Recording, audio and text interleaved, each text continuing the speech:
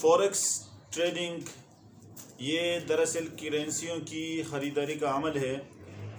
एक बंदा नेट में मुख्तलिफ़ करेंसियों की कीमत का जायज़ा लेता है और कुछ डॉलर मसलन 50, 60 या 100 वगैरह जमा करता है। फिर अपने तजुर्बात और दीगर माहिरीन की राय से इस्तिफ़ादा करते हुए वो किसी करेंसी को ख़रीदता है।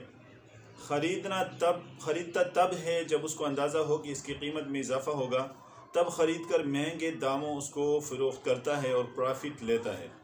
कीमत ख़रीद जिस बैंक ने दी है उससे पहले तस्दीक करता है, फिर ख़रीदता है या फॉरेक्स के प्लेटफॉर्म से देख कर उसको ख़रीदता है। ख़रीदने के बाद फ़रोख्त तक जितना टाइम लगे इस हिसाब से कंपनी को कमीशन देना होता है। रोज़ाना $20 के हिसाब से कमीशन है। अगर उसी दिन बेचता है तो $60 कमीशन कंपनी को देना पड़ता है। इससे कमाना शरअन दुरुस्त है या नहीं है।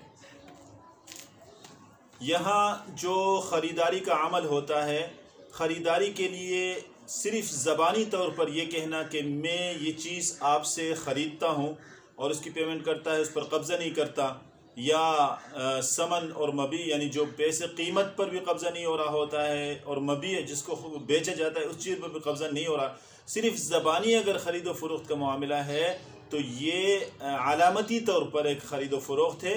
और इसमें सिर्फ़ यह होता है कि आगे अगर कीमत में इजाफ़ा होता है, आगे बेचने की सूरत में ये जो बंदा कहता है कि मैं ख़रीदता हूँ, वो सिर्फ़ इसका जो मार्जिन होता है, इसके ऊपर जो इजाफ़ा आता है उसको वसूल करता है। बाकी किसी चीज़ को अपने रिस्क में लेना ख़रीदने के बाद और उस पर कब्ज़ा करना, ये चीज़ें यहाँ अगर पाई जाती हैं किसी भी सूरत से तो फिर तो सही है, अगर नहीं पाई जाती तो फिर सही नहीं होगा। और दूसरी बात यहाँ जो बताया जा रहा है कि जिस कंपनी से आप इसको ख़रीदते हैं वो उसी दिन अगर बेचते हैं तो $60 आप उसको कमीशन देते हैं। जब आपने एक चीज़ उससे ख़रीदी है और उसको आप पेमेंट करते हैं, उसकी कीमत अदा करते हैं, तो ये कमीशन जो $60 देते हैं आप किस लिए देते हैं? अगर उस दिन बेचते हैं तो $60 और अगर मज़ीद कुछ दिन लगते हैं तो उसके लिए आप जो है ना रोज़ाना $20 के हिसाब से देते हैं। तो ये कमीशन किस लिए लिया जा रहा है? कि क्या इसलिए कि वो चीज़ आपने ख़रीदी है, ख़रीदने के बाद आपने कब्ज़ा नहीं किया, वो उसकी रिस्क में पड़ा हुआ है, इसलिए वो उसके लिए कमीशन ले रहा है? यहाँ कोई कमीशन लेने का जवाज़ नहीं है। शरई तौर पर यहाँ कमीशन लेना दुरुस्त नहीं है। एक मसला तो ये है। और दूसरी बात यह है कि चूँकि ये करेंसियों का ख़रीद फ़रोख्त का अमल है, करेंसियों के ख़रीद फ़रोख्त को मकसद बनाना कि करेंसी ही बंदा ख़रीदे और करेंसी ही को बेच दे और उस पर मुनाफा ले ले, ये भी मुनासिब नहीं होता।